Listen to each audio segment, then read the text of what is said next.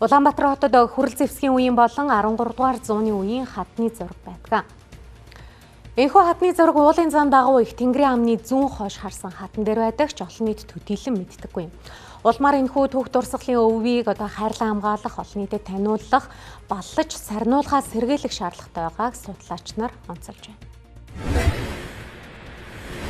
Улаанбаатар хоттой хамгийн ойрхон түүхийн дурсгалт газар буюу хатны зураг хаана байна вэ гэвэл их Тэнгэрийн амны яг энэ зүүн хойшоо харсан хатан дээр байна.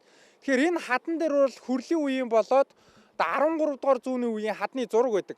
Тэгэхээр хатны зураг гэхээр иргэд маань хатны сүг зураг гэдгээр нь бас сайн мэдэх бах. Хуульд өөрчлөлт ороод хатны зураг гэж ярьдаг болсон. Тэгэхээр энэ хатны зураг бол хүрлийн үеийн болоод 13 дугаар зууны үеийн ийм зургууд байгаа. Энийг бол 1960 онд зөвлөлтийн эрдэмтэн Окладников гэдэг эрдэмтэн хамгийн анх олж нээж илрүүлж байсан юм байна. Тэгэхээр энэ хатны зурагтай холбоотой бас мэдээллийг судлаач Намнан Сүрэнгээс үргэлжлүүлэн тодруулан өргөе. Хүрлийн үеийн зургийг ингээ хараад дээрээ ингээ нисэж байгаа шуутай энэ дөрвөлжин доторх нь болохоор зарим судлаачд бол оршуулгын газарч гэж бичсэн байх юм. Зарим нь болохоор тариа будааны зураг гэж тайлбарсан байдаг. Тэгэхээр бол яг бол мэдээж бол аль бол бэлэглэлээр авч үзэх юм бол тариа будааны юм болов гэд. Энэ доор нь бол хоёр хүн гээд нэг өхөр хөтлөөд явж байгаа нэг юм зураг байх юм. Тэр нь бас нэг хэсэг хүмүүсүүд тариа будаага хураах гэдэг зохицол байгаа болтой. 13 дугаар зууны үеийн зураг нь бол энэ Монгол эмэгтэй богтог малгайтай юм хатны дүрслэл байна. Тэр цаана монгол бичгээр бичсэн сурвалжууд нь байх юм аа. Судлаач Намнан Сүрэнгийн ярьснаар Улаанбаатараас өөр хатны зурагтай хот дэлхийн хаач байхгүй гэдгийг онцоллоо. Бид тус байгалийн дурсгалт газар очиж үзэхэд хатан дээр 2006 он гэж нэрээ бичсэн цаашилбал хас тэмдэг гурвалжин дөрвөлжин дүрс зурсан байсныг харсан юм аа. Мөн хатны зургийг үзэхээр дээш өсгөхөд маш бэрхшээлтэй бөгөөд ойр орчны тогтчлт үйлчилгээнд анхаарал тавих шаардлагатай илэрхий харагдаж байлаа. Яг би өөрөө сая яг яваад дээшээ гараад доошо бууж үзэж байна. Тэгэхээр энэ дээр ерөөсөө нийслэл хотоос ч юм уу нийслэл хотоос яг энэ хариуцсан хүмүүс нь зам талбай болоод энэ ойр орчмын арчилгаан дээр нь анхаарах хэрэгтэй байна. Одоо яг энэ замаар ингээ буулаа гэхэд ерөөсөө цас уг нь бол шат тавьсан юм байна. Гэтэ